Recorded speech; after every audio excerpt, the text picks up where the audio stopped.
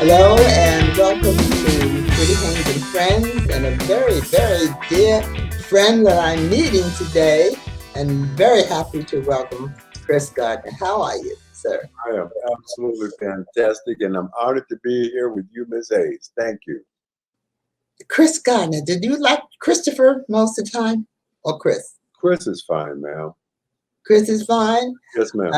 Okay, that makes it more intimate. Where are you right now? I'm in Chicago. Which is hometown? I'm in Chicago, and I'm not leaving. Well, you're riding on a wealth of happiness and a wealth of wealth, notoriety, and we're very happy for you because you're a part of us, and we like the fact that you are sharing your success with us. So let's go from the beginning, because I guess most people will say, "Oh, I know him. I know his name," because of the success that you had right off the bat. Well, I wouldn't say right off the bat, but let me back up a second and say that wave that you mentioned of all those great things, most importantly, we're riding on a wave of health. We are in good health, and for me, that's more important than anything else you could talk about. I guess you're right about that, but your mental health is a little ahead of us. You've done so many wonderful things so far, and yeah, we got to catch up with you. Where did it start? It started all, ma'am, with my mother. I have those old-fashioned mothers who told me I could do or be anything, and I believed it. Mm-hmm. And it's very important I share with you what she did not say, Mrs. Haynes. She did not say you could have anything. She did not say you could buy anything. She told me every day, son, you could do or be anything. And I believed it. Mm-hmm. I believed it. And you know what? She was right.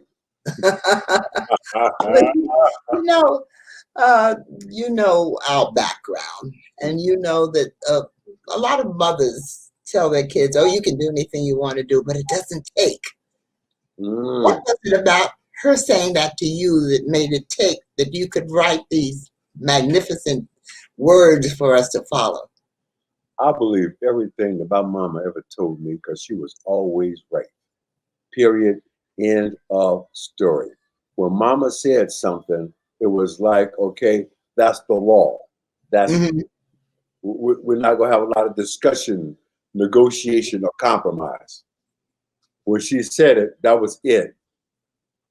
Finish line, right? That was it. That was it. Well, you did it. You did follow, you did believe, and you did it. Was that your first success, the pursuit of happiness? Well, you know what? No, ma'am, that was not. The truth is, I spent my entire career, 30 years on Wall Street. And there were a number of major developments along the way. Mm-hmm. Along the 30 years on Wall Street, I ran my own firm, ran my own business, had my own company for 25 of those 30 years. And I like to think that was a big to do.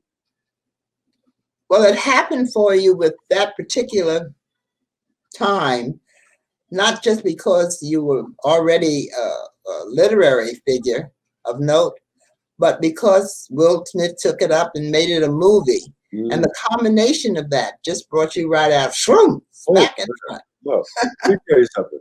Nothing can prepare you for the day that the biggest movie star in the world says he's going to play you in the next movie. Nothing prepares you for that. Okay? And I got to tell you, I can't say enough good things about that young man. He did an absolutely phenomenal job, but his son was even better. Yeah. Did you know him before then? I mean, did you have confrontation with him or anything? No. I met Will Smith for the very first time at his home. He invites me. He told me to bring along the script and any notes that I might have on the script. I brought the script, Mrs. Haynes, but I Mhm. also brought a picture of my son and I from that point in time in our lives. And I said to him, we could talk about this script or we could talk about these two guys. What do you want? You know You what? still you still see him, I'm sure. You're still friends. We're friends, but I have not seen anybody for a year. Mrs. Haynes, look, I have taken this lockdown, quarantine, pandemic thing very, very seriously. And it breaks my heart because I have not been able to see my grandbaby for a whole year. Now, that's been the hardest part of this whole Yeah, experience. yeah, All of us want to be with our babies. yeah, I know. Mm. All right, so we did that one, and then you came right smack damn up the next one. Mm. And then your third book. Yes, ma'am. Well, let's talk a little about the second one. Mm-hmm. Now we're talking about something else, something that you can do with your life. Mm-hmm. And that second one is the lesson in getting from where you are to where you want to be. Mm-hmm. And the motivation there is what? You know, Mrs. Haynes, that book, Start Where You. Oh, no, no, wait a minute. Call me Trudy, please. Call me Trudy, please. Yeah, well, no, ma'am, I'm sorry. I wasn't raised like that. You can't see it, but I got pictures of my mother sitting right here over my shoulder, and Uh-huh. she looking right at me. Okay, I got you. I know what you're saying. Right? And when you know your mama looking right at you, you better act right. You better. You In better those act right. days, Yes, ma'am. These days too, you better act right. Okay. but I'd like to feel I'm a little more than a little more of a friend to you. So Well, that's fine. Trudy, That's fine. Trudy's all right. That's fine. But you know what? One of my dearest friends was Dr. Maya Angelou. Oh yes, And you know what we called her? Dr. Angelou. yes. I understand. I Doc, understand. So I'm if gonna she, leave you right there with her too, because you Mhm. couldn't have a better follow-up. Oh, man, let me tell you something. She's been on my mind so much. That is a voice that we could all benefit from hearing right now. Mm-hmm. And we could all hear her voice on where we are and where we could be going. That would be the voice that I would choose to listen to above all others. And now you're writing another one. Well, we just finished it, ma'am, and today is publication day. The book is being released right now as we're speaking. Now, when we hang up, I need you to go straight to the bookstore and get your copy. Mm-hmm. Mm-hmm. Now, don't give me the mm-hmm. You go straight to that bookstore right now. What? I know what you said uh, gets you moving and gets that stirring in you. But a lot of people feel, okay, I have this feeling, but I can't bring it out. How do you bring this out? How do you bring these things, these thoughts to fruition? You don't bring it out, you let it out. Okay. And the first thing you have to do is give yourself permission to dream. That is why the book is titled Permission to Dream. And no one can give you that, ma'am, but you. That person that you see in the mirror when you're brushing your teeth every day. That person that you see, that's who can give you permission to dream or who can hold you back and prevent you from dreaming. Oh, That's the person. and you have to be able to recognize that, though, don't you? Well, yes, you can. And you can choose to. You can Mm. choose to. That's It's a the choice. permission part. It's a choice. Uh-huh. Okay. When I'm talking with young people, Mrs. Haynes, I'm doing a tour now that's going to have me speak at 1,000 public schools all across America. Wow. And when I speak with these young people, I give them homework. And Mm-hmm. the homework is simple. I want you to go home and brush your teeth. And while you're brushing your teeth, I want you to look at that person you see in the mirror and ask that person 2 questions. Number 1, if I could walk through a door tomorrow morning and be doing anything in the world, what would it be? What would it smell like? What would it taste like? What would it sound like? Engage all your senses. And then ask yourself the second question, which is, what did I do today to make tomorrow happen? Mm. Did I move the dial forward 1 notch? Did I take 1 baby step towards what it is I say I want to do? Mm-hmm. And if the answer is no, then that's on you. Now you got to brush your teeth again. You know what you're doing? You're making us face ourselves. That's the hardest person in the world to face. You know why?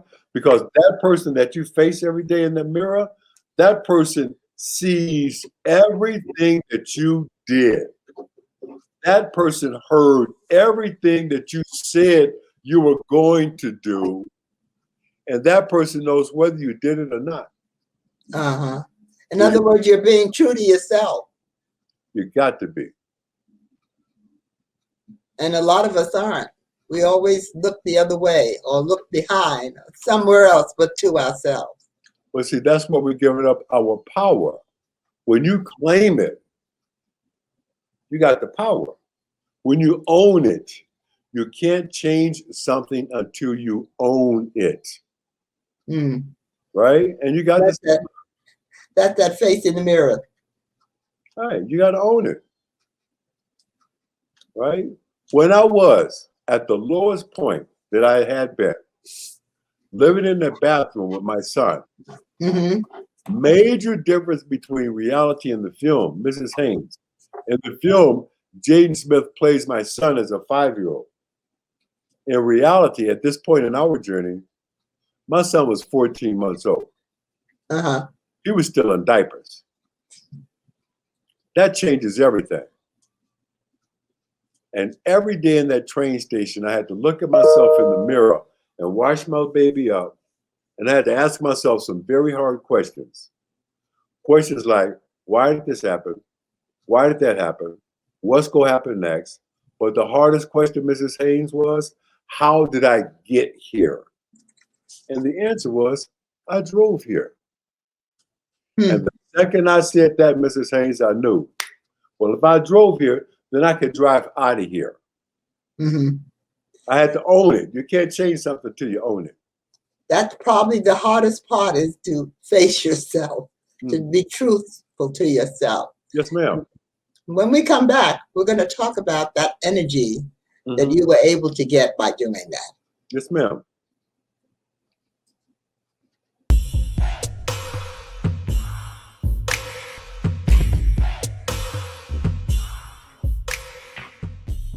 And I was below average.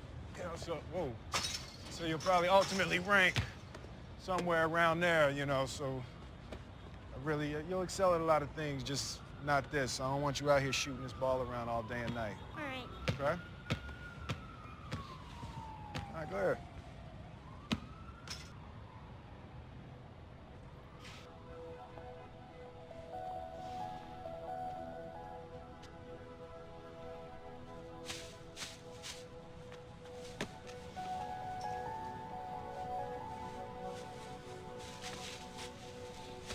Hey. Don't ever let somebody tell you you can't do something. Not even me. All right? All right. You got a dream, you got to protect it. People can't do something themselves. They want to tell you you can't do it.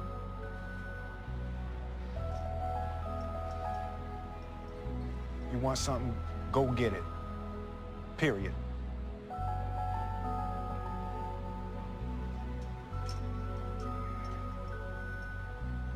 Let's go.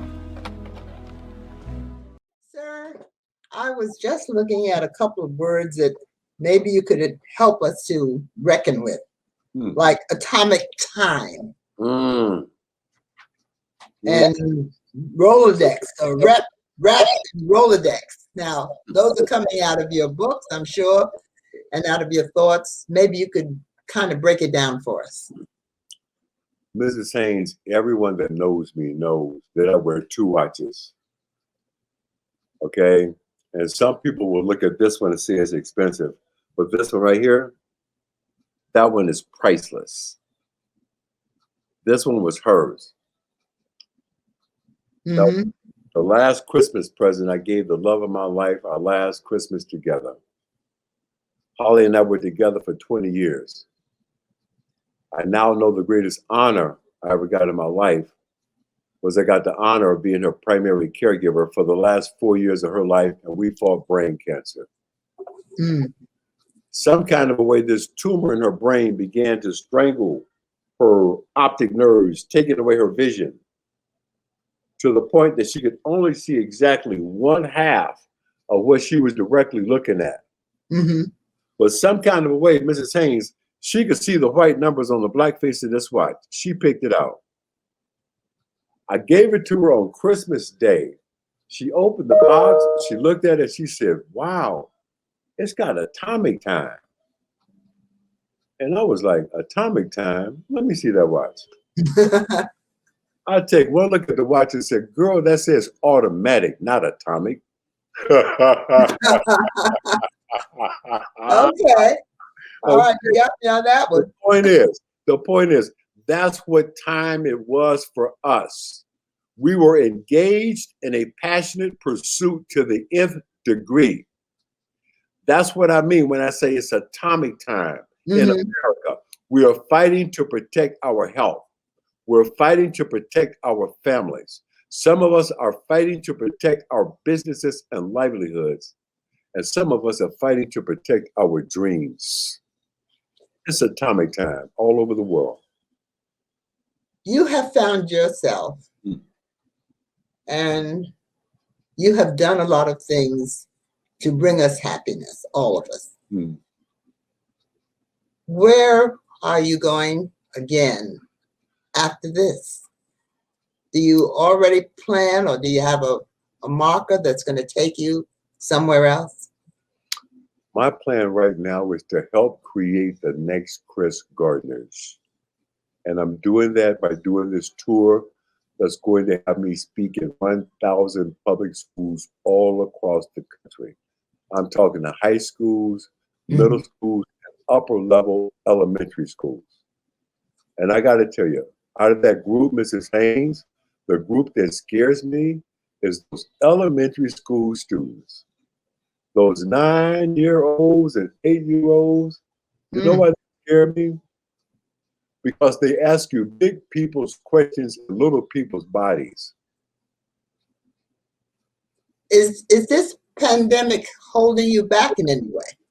No. I'm learning these new tools. Mm-hmm. Go forward. We got to go forward, okay? I've learned how to use technology to do what I used to have to do by getting on an airplane. Prior to the pandemic, Mrs. Haynes, I was on an airplane and traveling 200 days a year. But now, using technology, hey, I was able to speak in 50 countries last year and never got on a plane. So, no, this is where we had to make a hard pivot. And a hard pivot being defined as something you would have never chosen, but you still got to make it work. That's true. We all have to do it at the same time. So you see us maybe not coming back to what we talked about as normal, but you see a future for us. I see a very, very bright future, Mrs. Haynes. I see a bright future because of all the time I spend with young people all across our country. And let me tell you something. Some of us may be less than impressed with some of the players we've seen take the field recently, but in America, the bench is deep. and they're coming. Mm-hmm. And you know what my job is? My job is to let them know that they can. Mm-hmm. That's my job. My job is to let them know this has been done before. Think about it for a second. Yes. Oprah Winfrey and I are the same age, same zodiac sign, and went to the same elementary school. How do we know the next Chris Gardner or the next Oprah Winfrey is not coming and going out of these same public school doors all across America right now? The truth is they are. My job is to let them know that they can. And that they can be discovered. They can create themselves. Right. Don't worry about being discovered. Let's create the best version of you. Mm-hmm. Don't be trying to get discovered. Uh-huh. Discover yourself. Create yourself. I like that. Discover yourself. Hmm. Look you square in the face in that mirror and be honest. Yes, ma'am. And there's hope for us. There's tremendous hope for us. And I got to tell you, I spent some of the best years of my life in the U.S. Navy as a young man. And one of the first thing you learn in the Navy is getting the ship turned around and getting the ship underway are two separate exercises. You got to get it turned around before you can get it underway. All right? So let's take baby steps. It can be done. And you know what? Let me share this with you. Mrs. Haynes, I wish you could see, I don't know, behind me. Years ago, I had a chance to ask my dear friend again, Dr. Maya Angelou, Mm-hmm. if you could only read 100 books your whole life, what should they be? Well, she wrote me a list. So that's my homework behind me. Mm-hmm. Up there. I see it. I see it. And I'm just invoking her name so much because that's a name that helps get me up in the morning. I'll never forget our last conversation where she told me we were talking about struggle. And what she said to me is, we must all be mindful that there were people who came before us who came up a steeper side of this mountain, carrying a bigger and heavier load, but they kept going forward, onward, and upward. And still I rise. Oh, yes. I remember that. I remember that. Yes. This is but now it's our turn, Mrs. Haynes. It's our turn. We got this. Yeah. There is one subject that most people who have been blessed to be able to be in the position and on the height that you are. But it's an elusive subject. And I'm almost afraid to approach it. I think I'll do that when we come back. We'll be right back. Stay with us. All right.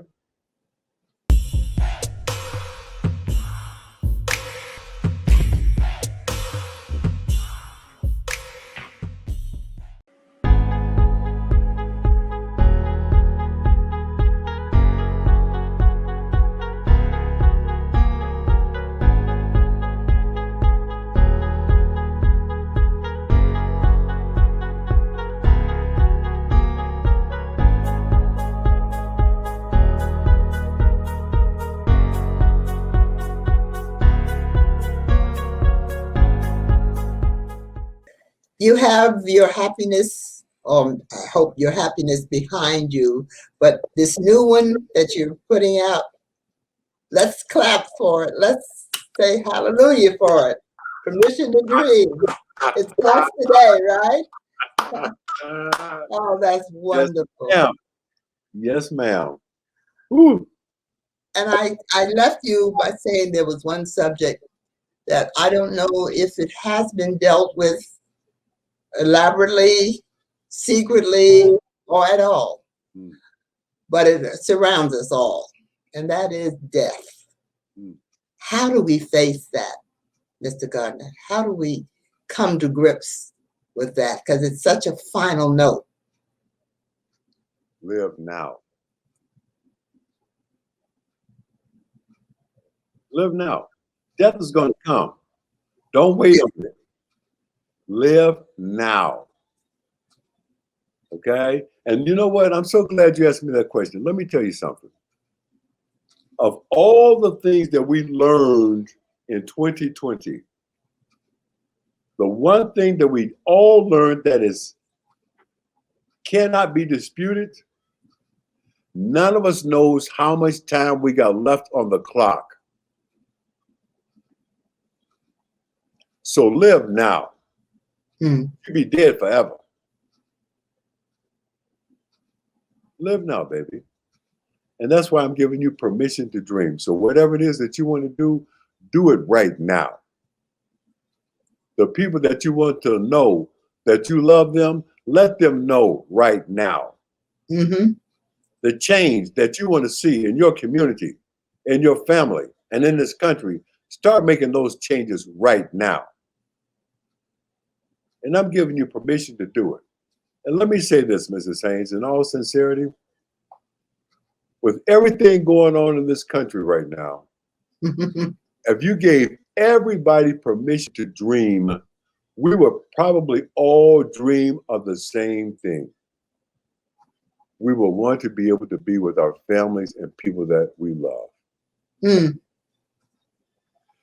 We probably put a lot of this other stuff on the side for a second. It wouldn't be so important if I could be with my grandbaby right now.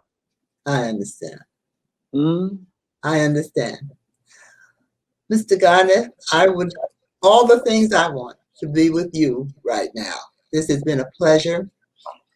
I wish you good health and continued success. Well, Mrs. Haynes, thank you for being a part of us, and thank you for sharing so many of the things that you've learned with us. And I hope we meet again very soon. Well, we will meet again, because when I get my show, the first person I'm going to interview is you. Hallelujah. Thank you, sir. And the book, Permission to Dream, is on the market today. Go get it. All right, let's go. Okay, Mr. Garner, thank you so much. Thank you. It's been my pleasure. Yes, ma'am. We'll see you again soon. Thank you so much.